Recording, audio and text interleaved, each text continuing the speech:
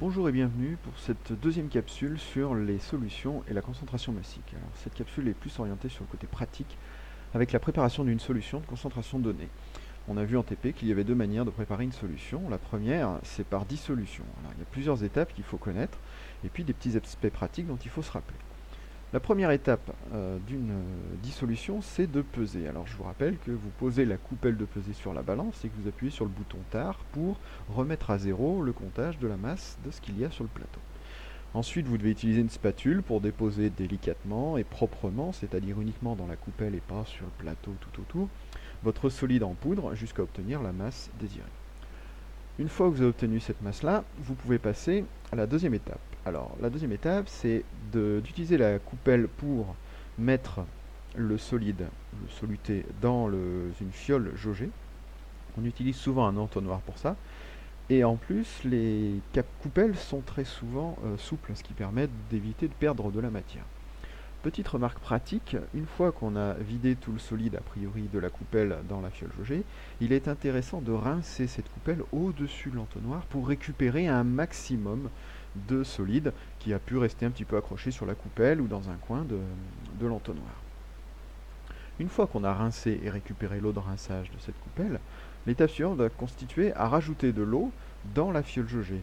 Alors on peut le faire en orientant la piscette pour rincer aussi tout le tour du col de la fiole jaugée.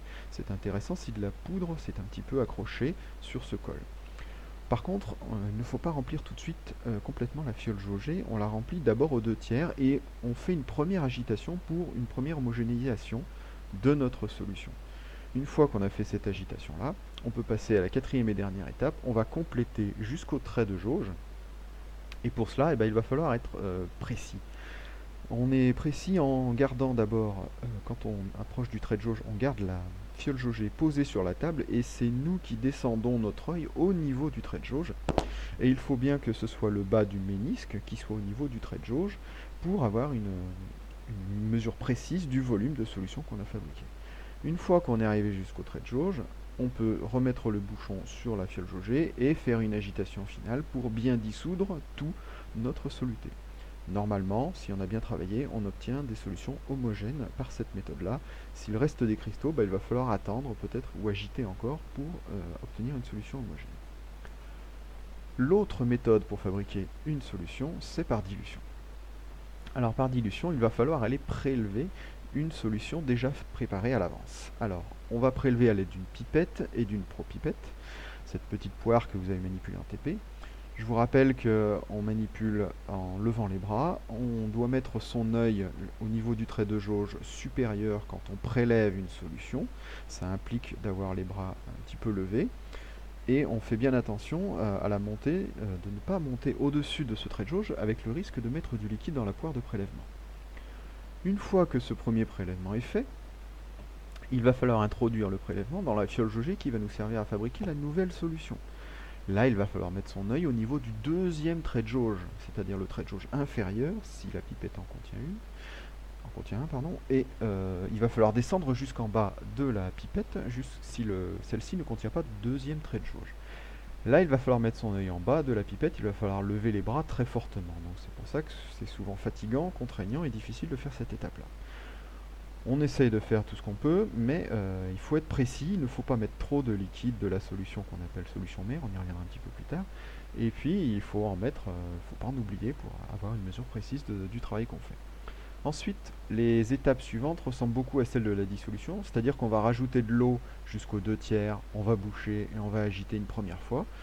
Là, il n'y a pas de problème de dissolution, mais on fait une première agitation quand même pour homogénéiser. Et la dernière étape, on complète jusqu'au trait de jauge, on fait bien attention à la visée, on remet le bouchon et on agite fortement pour homogénéiser. Donc c'est vraiment le début de ces deux méthodes qui diffèrent. Alors, petit vocabulaire pour la dilution. À travers ce schéma-là, on a une solution initiale qu'on appelle la solution mère. C'est une solution dont on mettra souvent des petits zéros en indice pour qualifier sa concentration et son volume. On appelle souvent C0 et V0 tout ce qui concerne la solution mère. On va en prélever une partie de cette solution mère qu'on va mettre dans un nouveau bécher ou une fiole jaugée, ici c'est un bécher, et après rajout d'eau, donc dilution, on va obtenir ce qu'on appelle une solution fille. C'est une solution qu'on obtient à la fin de notre dilution. Alors, on note souvent la concentration et le volume des solutions phi différemment. On met souvent des primes, on peut mettre des 1 aussi. Il y a plusieurs choses qui sont possibles, mais il faut bien distinguer les deux concentrations de la solution mère et de la solution phi pour ne pas s'en mêler les pinceaux dans les calculs. Voilà, on verra les calculs en exercice. Notre deuxième capsule s'arrête ici. Je vous remercie de votre attention.